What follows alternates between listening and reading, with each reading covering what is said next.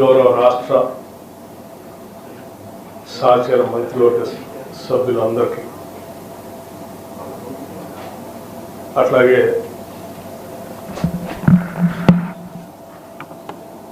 కార్మిక సోదరులందరికీ ముందుగా నా హృదయపూర్వకమైనటువంటి నమస్కారాలు. ఆర్టీసీలో జరుగుతున్నటువంటి సమ్మెకు సంబంధించి కార్మికులు కోరినటువంటి కొన్ని అంశాలకు సంబంధించి రాష్ట్ర ప్రభుత్వం గౌరవ ముఖ్యమంత్రి రేవంత్ రెడ్డి గారు ఒక క్యాబినెట్ సబ్ కమిటీని నియమించి మీ అందరితో చర్చించి సాధ్యమైనంత మేరకు ఆర్టీసీ మన సంస్థ, అందులో పనిచేస్తున్నటువంటి కుటుంబాలందరూ కూడా మన కుటుంబాలు.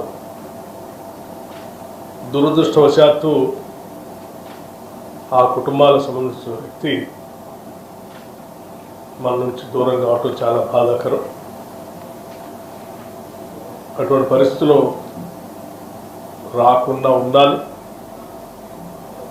కార్మిక కుటుంబాలన్నీ కూడా సంతోషంగా ఉండాలి. ఇది ప్రజాప్రభుత్వం. తప్పనిసరిగా వారందరితో మాట్లాడి సానుకూలంగా కొన్ని నిర్ణయాలు చేయాలనేటువంటి ఆలోచనతో ఈ క్యాబినెట్ సబ్ కమిటీని నియమించడం జరిగింది. దాంట్లో భాగంగా మీతో సుదీర్ఘంగా ఈరోజు ఉదయం నుంచి ఇప్పటివరకు మాట్లాడిన పిదప మీరు లేవనెత్తినటువంటి ప్రధానమైనటువంటి అంశాలు, ముఖ్యంగా ఆర్టీసీ సంబంధించి, టీజీఆర్టీసీ సంబంధించి గుర్తింపు ఎన్నికలు నిర్వహించుకోవటానికి ప్రభుత్వం అంగీకరించిందని చెప్పారు.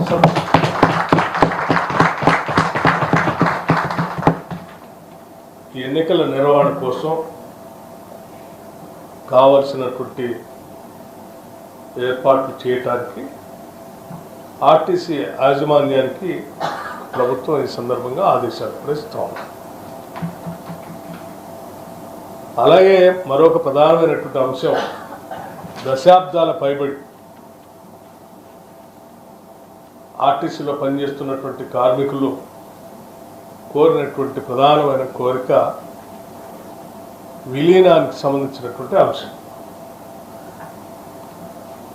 ఈ విలీనానికి సంబంధించినటువంటి అంశంపై కూడా సుదీర్ఘంగా చర్చించిన తర్వాత ఆర్టీసీ విలీన ప్రక్రియకు సంబంధించి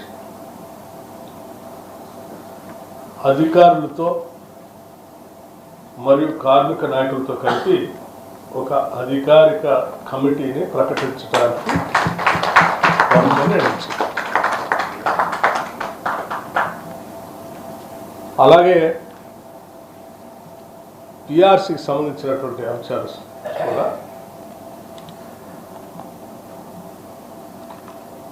అనేక అంశాలని లోతుగా అధ్యయనం చేసిన తర్వాత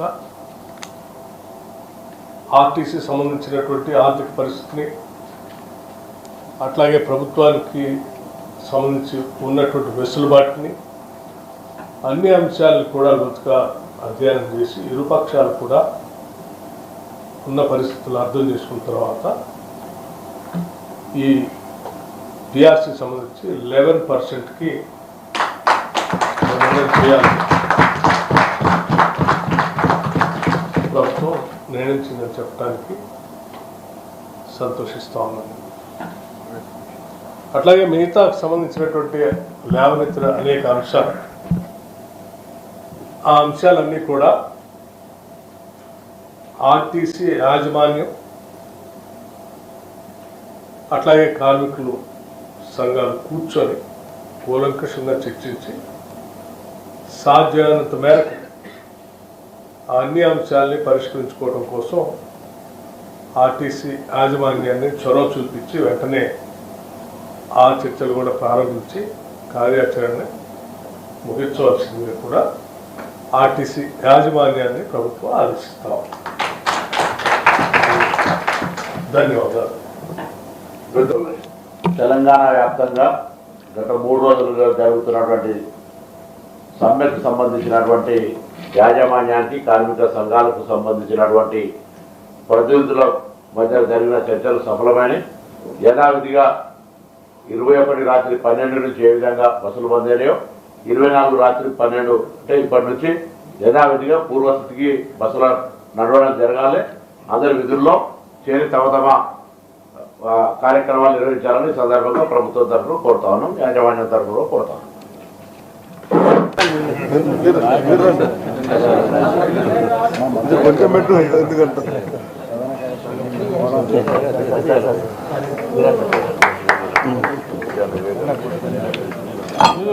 అన్న